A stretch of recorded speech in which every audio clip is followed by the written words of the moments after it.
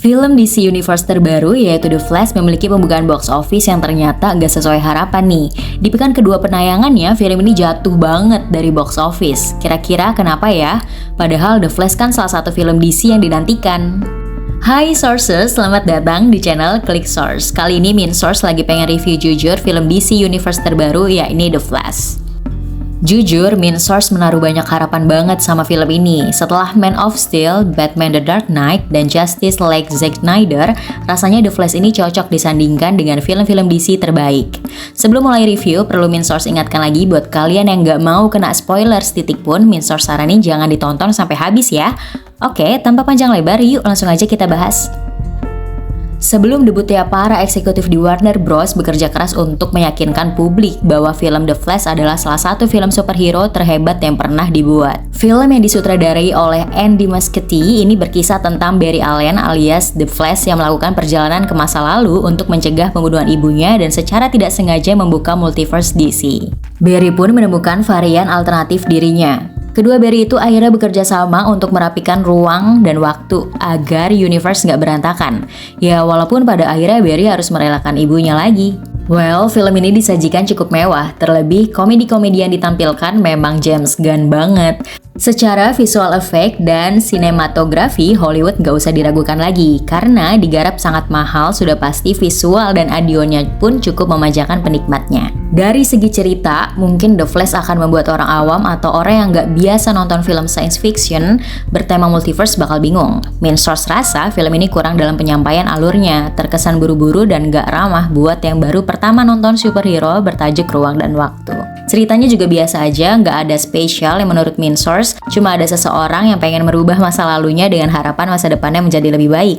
Tapi dia mengacaukan segalanya. Akhirnya dia bertanggung jawab dan merapikan kembali multiverse dan selesai. Hanya saja aktor dan aktris yang terlibat benar-benar luar biasa aktingnya. Wajar sih, yang main di sini kan bukan kaleng-kaleng ya. Hadirnya Michael Keaton yang berperan sebagai Batman di multiverse ini bisa dibilang adalah daya tarik utama cerita bagi fans DC yang udah suka Batman dari zaman baheula.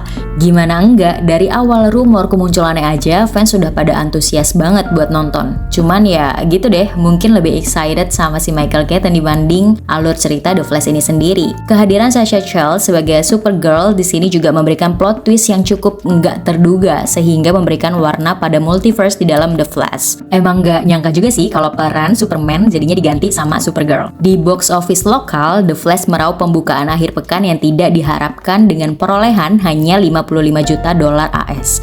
Menjadi yang terburuk ketiga dari semua waralaba. Saat ini The Flash semakin melemah dan diproyeksikan akan turun di angka 70% di bawah Shazam Fury the Gods. Terus apa ya yang bikin The Flash tuh nggak laku di pasaran? Mungkin faktor dari film-film sebelumnya yang disebut masa kelam DC, di mana Black Adam dan Shazam Fury the Gods dianggap oleh beberapa fans tidak sesuai ekspektasi. Ditambah lagi aktor utama si Ezra Miller yang tersandung masalah hukum karena beberapa tuduhan seperti kepemilikan narkoba, membuat onar di Hawaii, ancaman pembunuhan, dan penculikan anak di bawah umur telah menodai reputasi film tersebut jauh sebelum rilis. Belum lagi pengenalan multiverse dalam The Flash pastinya bakal memutar DC Universe ke arah yang benar-benar baru. Karena itu DC masih harus bekerja keras untuk merintis dunia barunya ini. Namun masih ada harapan bagi DCU untuk memperbaiki reputasinya, yaitu dengan dua filmnya yang akan hadir, Blue Beetle di bulan Agustus dan Aquaman and the Lost Kingdom di bulan Desember. Untuk rating film keseluruhan, Min Source kasih 7,5/10. Nah, kalian yang udah pada nonton, gimana pendapatnya nih? Silahkan sharing di kolom komentar ya. Terima kasih sudah menonton review film kali ini. Jangan lupa follow juga sosial media kami untuk mendapatkan konten-konten update berita terkini setiap harinya. See you in the next video. Bye!